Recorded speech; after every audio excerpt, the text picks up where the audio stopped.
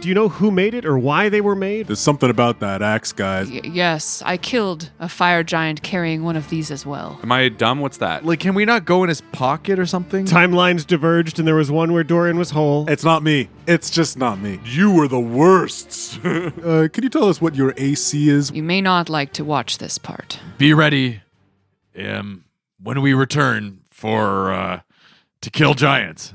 Okay? Do you need a moment to think?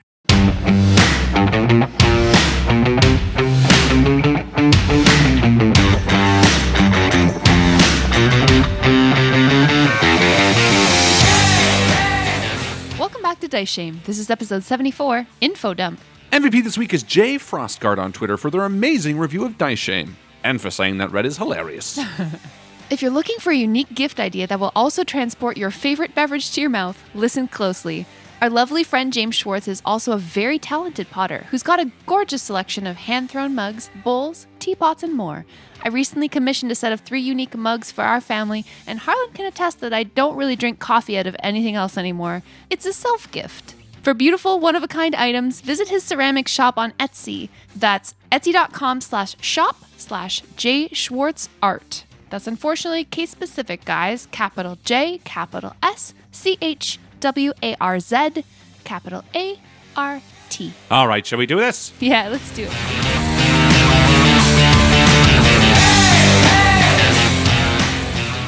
Been playing this game of Dungeons and Dragons virtually for the past year or so, but it just makes me really wish that we had a chance to play on a map with minis again. Do you guys remember when you used to cram into this room with minis for your, It's true. your little characters? And I built that 2-tiered map for us. I mean, I'm still in the room with you, so I'm still happy. It counts. Yeah, it counts. Have you guys ever painted minis for yourselves? Yeah, I've done 1 or 2, and I wasn't terrible. It's too like It is. detailed for me. It is, but I love doing it because it's very meditative at the same time. I can just put hours and hours. So do you paint minis regularly? No, not regularly, but I had in university. I painted a couple minis for Chris's campaign. Nerd. Cool. Yeah, I know. I painted a bunch of Warhammer minis in high school, but it's not fun for me. It's just not the right kind of relaxing. I'm in that gulf where I'm not good enough at it I just don't like it.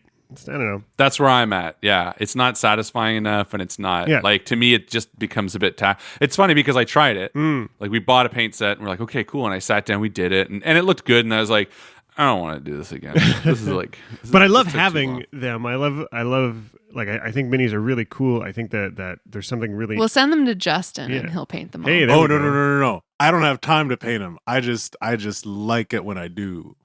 To me, it's similar. Some people really like puzzles, and to me, I'm knife edge with puzzles. Sometimes I enjoy them, and sometimes I'm like, this is too time consuming for the result. I don't Let's do enjoy a it. puzzle. Let's stop playing D&D right now and do a jigsaw puzzle. It's puzzle time. Record a podcast of us putting together a puzzle. That would be so I think boring. this is the right one. There must be a puzzle podcast. Oh, edge piece. Where you just shoot the shit I got around a puzzle. Greeny blue piece with a sheep on it. Anyone? Anybody? I got a corner. that's me. Let's get the corners. I'm doing the blue part. So here's something I must admit. So I got this mini of Doran made, right? By Anvil. Yes. Oh, yeah. And my son was sitting on my lap Oh a no. little while ago, and he's like, "Can I play with that?" And I said, "Yeah, but don't move him. He doesn't move." So and I'm working or whatever, right? And I look over, and he's got tears in his eyes, and he's about to. He's crying, and I said, "What's wrong?" He says, "I broke it." Oh. He broke the axe head off. Oh. He's just holding a stick. Yeah, and I was like, "Yeah." So now Doran's just got Orc splitter. his fighting stick. Orc splitters split. He was just so upset about it. I was like, "It's okay. It's okay." He knew it was special to I'm you. like, "It's broken now. It's never going back. It is now broken. You will never ever." No, I'm just kidding. Irreparably. No dinner tonight. Go to bed. Like my heart. This was more important to me What than a you guy. are. Timelines diverged, and there was one where Doran was whole, and there's one where Doran's broken, and this is where we are now. Aw. These aren't toys. They're minifigs. That's right. We're not playing with toys here. We're real serious adults. Exactly. It's not a game. You guys want to play some imaginary games? Nice. So you're traveling through the forest with this huge frost giant. He's introduced himself as Harshnag. He's mentioned to you that he's no enemy of the small folk. though he's been hunted by these dwarves before. He's shortened his stride for you to allow you to keep up with him. And the morning is wearing on. You're heading deeper into the forest with him. Are these your woods? Do you reside here? No, I don't reside anywhere. I'm a traveler. Been hunting giants. Hey, we know that feeling, friend. We're a bit of the same. You've been hunting giants? Yes. Doran's mind is suddenly distracted from his thoughts. So, what can you tell us about the Ordning? Well, it used to be a caste system, with storm giants at the top, cloud giants, frost, fire, stone, hill, and then Etin, other lesser creatures, but it's been broken months ago. All giants felt it simultaneously. What broke it? Harshnag drops to one knee in front of you, Kraloth, in the snow. He picks up a huge handful of it and sniffs it delicately. And then he crushes it into like a giant snowball with both hands. Anum, the All-Father, is God above all giants, and he created us. And in creating us, he set us apart from each other, and he breaks off a hunk of this snowball, and he sets it to one side. Storm giants, the highest of giant society, they employ monarchy system. He breaks off another piece of this snowball and sets it aside. Cloud giants, aristocrats, they value extravagance above all.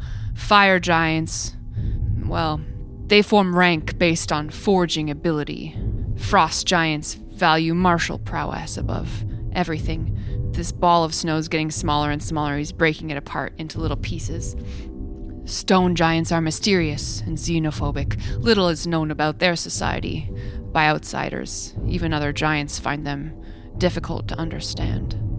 Hill giants are gluttons, dullards, putting most stock in the largest. Bigger is better.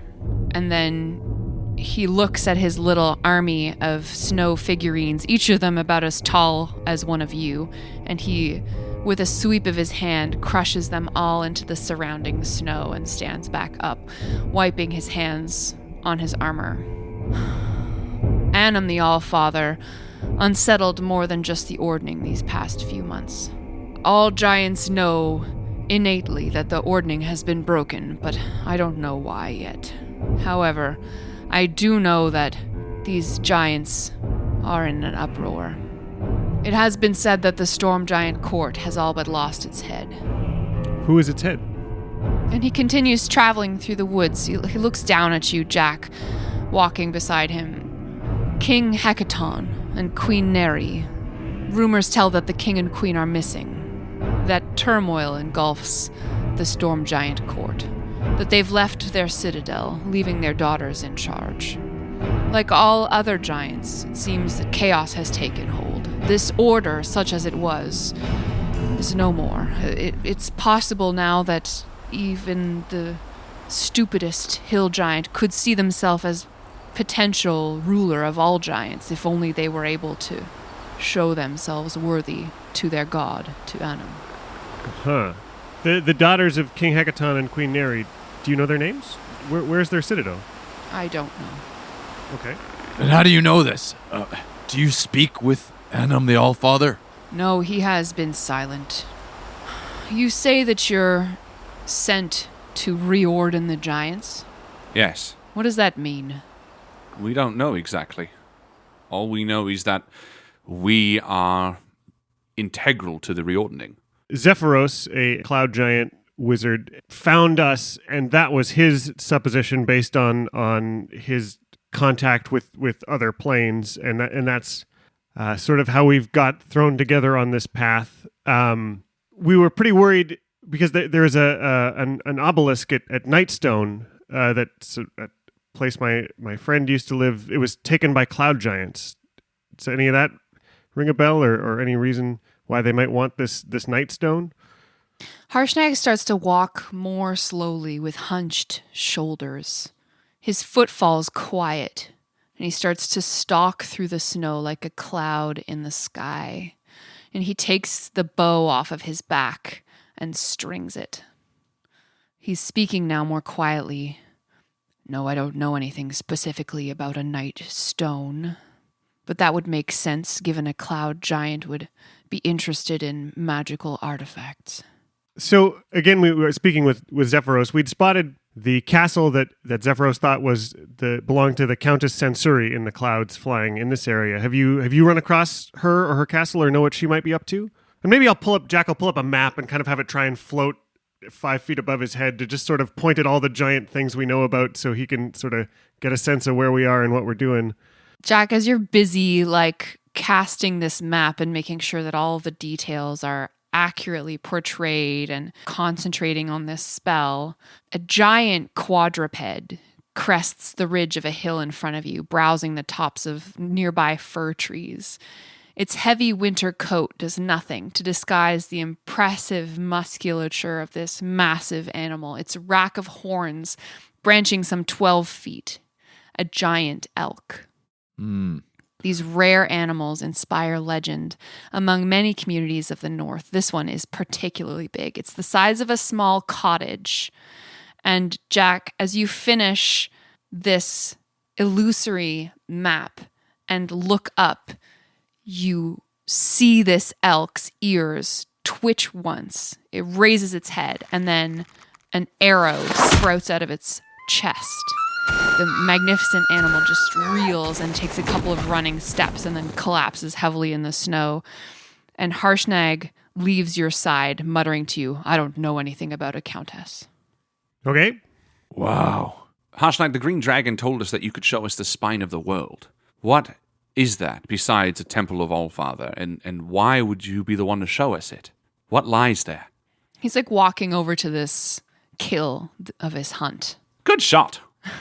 Yeah, really. And he says, "Worries me that you heard this from a green dragon, but maybe what it said was wisdom.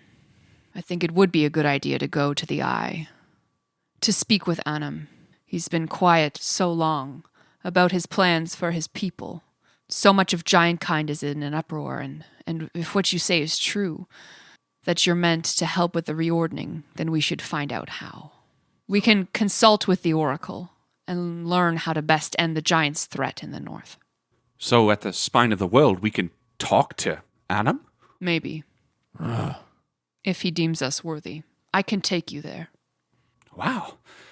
Yeah, I guess knowing why we're here and what all this is about, yes, absolutely, yes. Have you spoken with him yourself?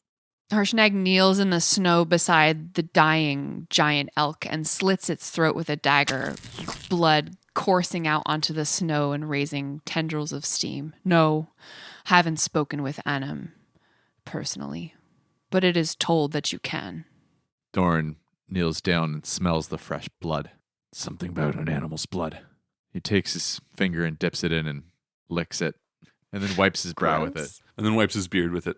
You know, this is answering so many questions that I've had for so long. Very, very impressive to meet you, Harshnag. Yes, it is. It's overwhelming and awesome to meet someone like you. And I just, when we were fighting Chief Guh at Grudhog and took her down, we ended up finding this conch shell.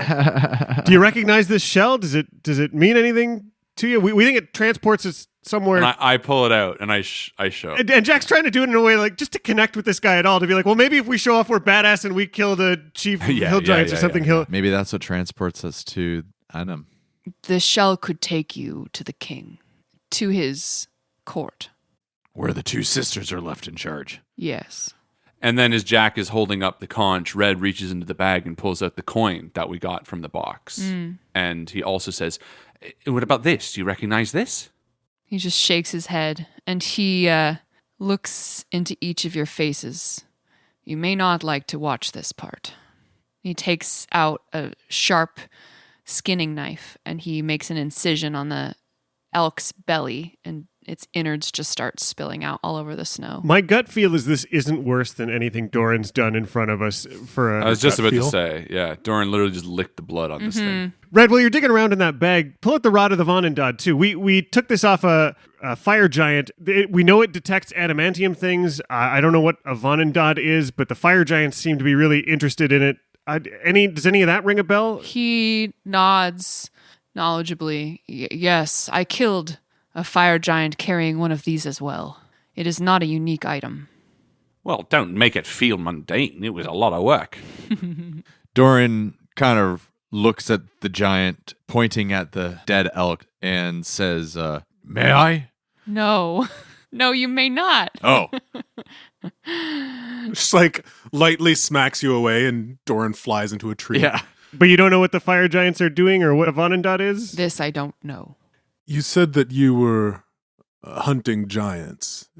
Can you tell us a little bit more about what that's been like? What kind of giants have you run into? I've killed stone, hill, fire, and frost. Frost as well, your own kind. Oh, yes. Most of the frost giants that I know are among the most evil and vicious creatures on this planet. Where do you think your path diverged from them? Since I was born. Oh, yeah? I know that feeling, brother. There's been rumblings. Ever since our conversation with the Green Dragon, I've had a creeping suspicion that perhaps there's something stronger behind this. The war between the dragons and the giants has been a long-fought one, and we've had a suspicion that perhaps a dragon is behind all of this. Do you have any knowledge or thoughts on which dragon that might be, or who could be behind all this? And I sort of gesture to the dragon's skull on his head. Mm-hmm. And I don't think this is something that Red specifically stated to you guys, so maybe he sort of looks at the others. This is something that he's been percolating on since Everland. You speak well, Red. There is no love lost between giants and dragons. It's curious that you were directed to me by a dragon. Yeah. Is there any great and powerful dragon that could want to see this ordering come apart? That comes to mind. Many of them, I'm sure, would love to see the downfall of dragonkind. You seem to be alone here. Do you have any allies? Other giants or communities among the small folk who've been helping you in your cause to stop or thwart aggressive giants? I occasionally find help with the small folk, though most of the giant kind that I encounter are evil. As you might imagine, most communities fear me, and so I don't enter towns and cities, apart from Waterdeep occasionally. Does trying to picture this person in Waterdeep ring any stories or things that I might have known being a kid from there? Maybe in passing, you wouldn't have encountered him personally necessarily. Okay. I've been having a dream about craggy purple rocks. It's along a coast, a shattered jewel of a coast. Scrubby trees and humans with bronze skin. They throw a child into the water and they seem to have gills. I know it sounds a little far-fetched, but does any of that mean anything to you? Sometimes dreams contain deep knowledge, little one. But I know no such place. I am at home here in the cold north. He's like pulling the guts out of this animal and laying it out on the snow and tying this carcass up into a bundle, sort of hefting it up on his one shoulder. So what's the trek to the spine of the north going to be like, do you think? Well, for me, I can get there easily, but for you small folk, it would be quite a problem. How do you mean? Is it closer to Mirabar? Much closer. It's the far north. Well, we have a quick way of getting to that city, at least. What do you mean? We have access to teleporter with the Harper Mages in Everland that we can use. And I think I've got the map up in front of us and highlighted the 5 circles that I think are connected with some sort of symbol on them and annotating this conversation we've been having. And so as Red mentions the circles, I'll sort of add them to the map. I could meet you in Mirabar in 8 days. That would be lovely, yes. Okay. And I sort of look towards Jack, who must be elated a little bit because I know Torin's still on your mind. Yeah. The sad fact is, so yeah, we could go to Waterdeep, but we'd have to leave before the Feast of the Moon, which is the big holiday, to get to Mirabar in 8 days, because I think that doesn't add up. Which is the one Torin was like, you should come home for the holidays. And you're like, yeah, we'd love to. So I'll come home for a few days, but leave before the holiday. All right, work, Aww. On Octar 25th. We will meet you there. Whose skull is that? And I point to his head. He touches it briefly with a thoughtful, air of reminiscence. An old enemy. This conch of teleportation, the shell, do you know who made it or why they were made or why they would take someone to the court of King Hecaton? To meet with the king, I would presume. And are they given to each of the heads of the giant tribes? I know there exists at least one among the frost giants. Where's that one? I don't rightly know. What would we need to be worthy of Anum's audience? If you are who the cloud giant said you are, audience would be granted.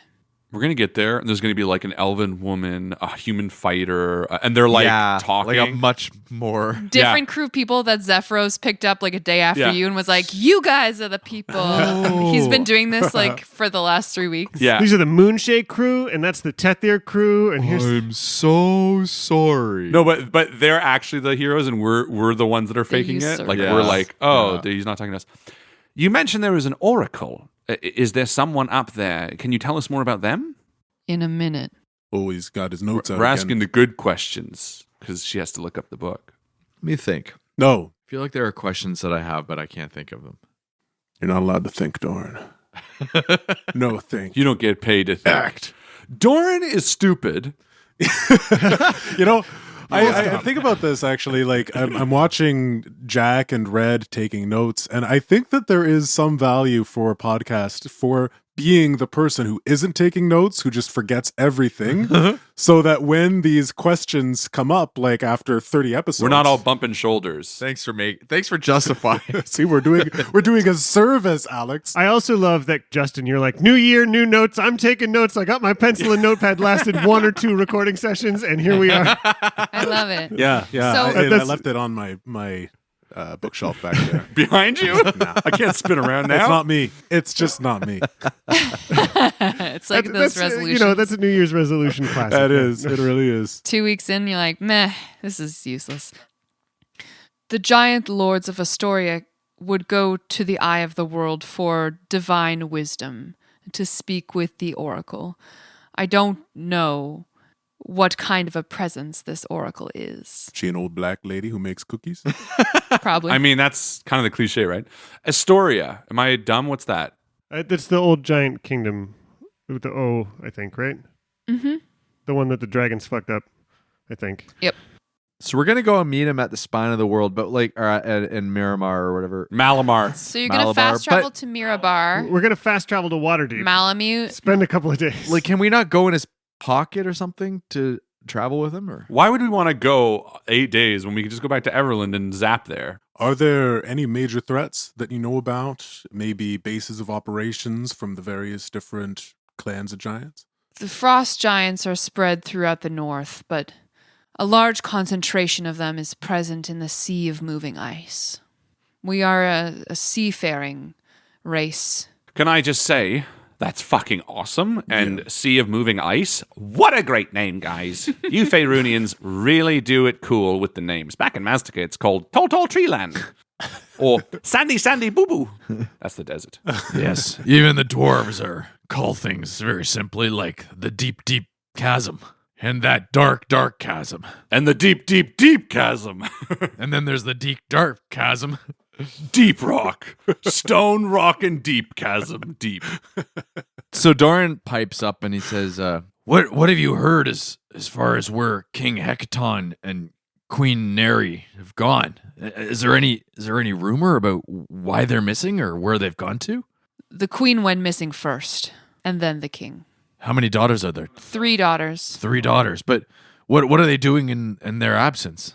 Ruling, as far as I know. If things aren't going too well right now, they're probably not ruling very well. Do you have any magic items that you want to give us? He hefts his axe and looks down at it fondly. No. Oh, is that a magic axe? Yes. Cool. This is Gert's great axe. Ooh. And Jack, you actually recognize that name.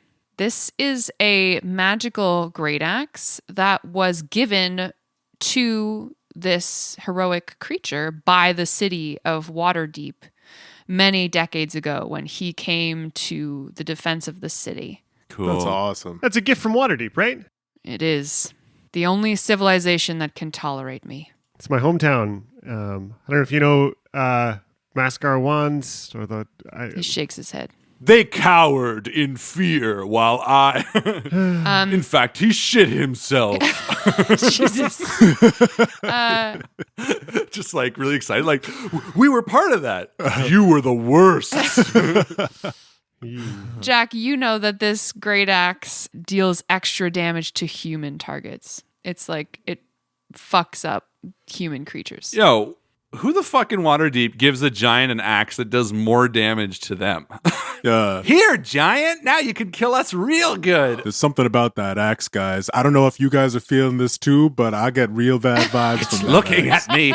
Wait, is it humans or humanoid? Humans. Like, Kraloth's the only one who's I'm good. Like, given the heebie-jeebies. Doesn't bother me. It bothers half of Jack. My lower half is tingling. Hey, can you tell us what your AC is? We're going to be going up against some other frost giants, and he just shrugs and he's like, "It's very good." Yeah, I can imagine. As night begins to fall, Harshnag leads you to a narrow escarpment that splits the crust of the snow along a stand of cedar trees. He builds a decent-sized bonfire and sets to work skinning the giant elk. And here now, Doran, he turns to you and nods, inviting you to join in. It's a lot of work, even for a giant. He kind of stands up and Doran begins to carve out large man-sized pieces of steak, elk steaks. He's got a set of giant-sized skinning knives, long-bladed and sharp, and he spreads the skin out on sharpened tree limbs near the fire to dry. Then he starts preparing the meat for himself, and you take care of the cuts for you, Doran. Do you mind if I take a couple of those slabs there, Doran? In fact, what I'm doing, I'm cutting them and saying, I think Kraloth, you'd be better at preserving these. Oh, yeah, of course. And Kraloth already has his drying rack out with different salts and... Yeah. Awesome. Yeah, And Doran cuts off some bite-sized slices for those who want the raw elk meat. And I think while the others are a bit distracted and sort of going about what they're doing, Red sits down next to Harshnag. And I've had a trait for a long time called Favored Enemy, which allows me to know information about giants and things like that. And we just haven't had a reason that Red knows about it. But I think Red would love to pick his brain, having fought so many giants, and just ask him questions like, what are some of the weaknesses a fire giant would have? And what are some of the benefits to killing a hill giant? And just sort of pick his brain about what various things, just to better inform Red, so that next time we're hunting one, he can sort of call out places to hit. Cool. Strengths and weaknesses. Exactly. He holds his hand out to you, and you see it blue and white in the firelight, and he turns it over, and he says, "I will never be impeded or damaged in any way by frost or ice, for the cold does not bother a frost giant." And he tells you as much as you can think of, as much as you can ask to know. Awesome. That's exciting. Great. So I suppose in the morning, we will go our separate ways and meet you in 8 days in that northern city, Malamar. Mirabar. I'll take you as far as Everland, and then, yes, we'll part ways.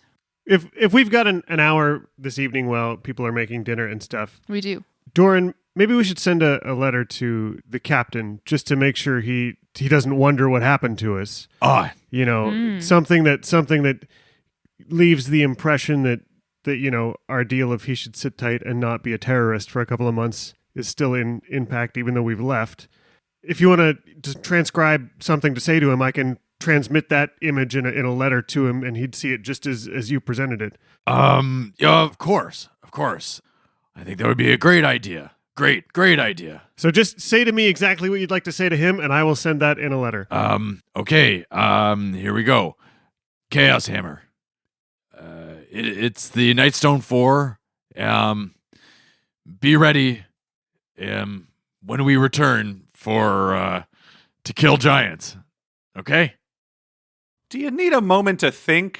So I'm going to do a minor illusion of exactly that back and give you do you want to redo? yeah, do that. Like a little Microsoft assistant shows up on the side of your parchment and is like, I think you mean to say. If you are happy with your message. Are you sure you want to send? There is no subject line. It looks like you've made some spelling mistakes. Okay. Maybe we could say we might go back and forth a few times to get like the perfect message Doran's comfortable Yeah. with, but okay, all right. Here. How about this? Captain Chaos Hammer. No sign of a frost giant after all. And Doran kind of looks around, nodding for others. Harshnag winks. Others' approval. Yeah, I yell. We have taken the opportunity to attend to the business with King Harneth. Be prepared to battle with giants upon our return. And with respect to that other matter, you'll have my response shortly. And he kind of grumbles that and mumbles it without giving too much attention. what other matter? Jack. It's nothing. It's a personal discussion. It's nothing. Don't worry about it, Jack. Jack presses his face up to you. Can I roll insight? I'm not good at it, but If Rob's rolling insight on you, then yeah, you would have to, it's a contested roll. You would roll deception. Use your inspiration. 12. I got a 6, so you're fine. I would not have beat that without using my inspiration. The one thing I would say is instead of no sign of a giant, just nothing but tracks. Something like that. Yeah, we don't need to lie. Because it's just an illusion I'm going to create, you don't actually need to say it again. I can just like play back whatever I want. I can make you say anything. I'm the, Yeah. Well, that makes me uncomfortable. because it's illusory. What did we talk about again? Yeah. What was that conversation we had, Chaos Hammer? Can you repeat You that do for deep me? fakes. The note will be a transcription of what Doran says, and it will have this little minor illusion of Doran speaking it. Yeah, and Red watches you edit it, and he walks in and he's like, hold on. You can have anyone say anything? Well, the illusion that goes with it can, the letter will still be things I've written on the page, but we can include maps or pictures or whatever we want with them. You could have Chaos Hammer apologize to the king in a letter, is what I'm not saying I would do that, but you could have someone say that? I mean, I think the letter would still be coming from me, but we could show an illusion of what Chaos Hammer might look like apologizing, and I'll show Chaos Hammer just being like, I'm a big derp, and a little illusion in my hand, and be like, I mean, yeah, it's just illusions. I know exactly what he looks like when he was talking to us. I can fake it all right. I mean, it's way better when it's a genuine thing. I'm not very good at lies. Interesting. If you turn bad, Jack, you could do a lot of damage. He's going to be our next big bad. I mean, he might be the big bad. Yeah. Dun, dun. Everyone goes to sleep in Liamon's tiny hut. Harshnag is kind of splayed out by the fire nearby as it burns to ashes. Red, you're walking on a beach in the dark. You hear the sounds of waves beating against the shore. You feel the drag of the ocean at your feet. The moon hangs brightly in the sky, round and beautiful. It turns into a coin and drops, flipping, and you catch it in your palm. The wooden token bearing a painted golden goose is spinning on its edge. You feel the pull of the water as waves crash over your feet. Sea foam and shells blazing brightly in the dark. A piece of slippery kelp touches your ankle, wraps around your leg, and you are tripped. You taste salt, maybe even blood. The rush of water, and you're pulled down deep into the sea. The coin is back in the sky, and it fades from sight as you are dragged into the black water.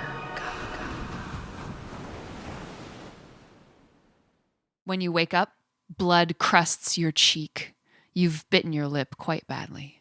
And Red sits up, and he's actually outside of the tent in the snow, and he's holding the coin in his hand so tightly that his nails are digging into his own palm. And he just opens his hand loosely and puts the coin away and stands up and heads back to the tent, sort of like in a stupor, and goes back to sleep. Meanwhile, Doran's been having his own nightmares. Ooh, what are you dreaming about? The sounds of battle ring in my ears. Thunder and lightning surround me. I'm with my friends, Kraloth, Red, Jack, B, and Orin in a circle. They are dancing, singing, laughing. The sounds of battle ring deafening in my ears, though. I look up to see the shadow of a cliff against the lightning-lit cloudy sky. As another lightning strike flashes, the peak of the cliff explodes with flames, and light flashes the face of Kremlot, my ex-goblin wife. Through a cloud of smoke, the peak of the mountain comes crashing down upon myself and my party of friends as I wake suddenly in a cold sweat, gasping for air. It's dark. I tell myself it's just a dream and I go back to sleep. So everyone has kind of a hard night. Harshnag doesn't seem to have noticed. You see that Harshnag's got this skin that's now been cured by the fire, and he's rolling it up and strapping it onto his pack. Red wakes up and starts rolling up his bedroll, and he's got this sort of, concerned look on his face. And I feel like he looks over to Doran, who's doing the same. And they both have the same look. Yeah. And then both sort of lie. We're like, tough night's sleep. Yeah, rocky ground here. Yeah. And he pushes his bedroll into his bag. Yeah, that's all it was. And we both stand up and walk out of the tent trying to hide our... Morning, everyone. Good morning. Morning. So I know we've got a couple of downtime days between now and needing to be in Mirabar. I'm really hoping to go to Waterdeep. I don't want to presume that you guys would all necessarily come with me if you have something else you want to do in the next couple of days, but I did get a letter from Doran suggesting there was a fake Kieran there, and I need to go make sure he's okay. Kieran, who's sitting beside you, shakes their head with reproach. How dare they? That's how I feel, buddy. I'm with you. I mean, Jack, to me, it comes down to whether you want us there or not. We're happy to support you if you need us. We're a team. I mean, you can find worse places to kill some time than Waterdeep. That's definitely true. I'm sure Oren and B would love to go back and visit it. Yeah, maybe. She was actually around Waterdeep probably longer than all of us. Well... All right, Jack. You're fucking Waterdavian. We get it. It's a pretty great city. The break we got at the High Forest at Shadowtop Cathedral was really lovely, but it rang kind of hollow for me. I wouldn't mind feeling a little homesick. I wouldn't mind spending some time around Waterdeep if we've got it. I could also go for some population. Well, then it's settled. Let's go back to Everland, hop through the portal. We're going back to Waterdeep.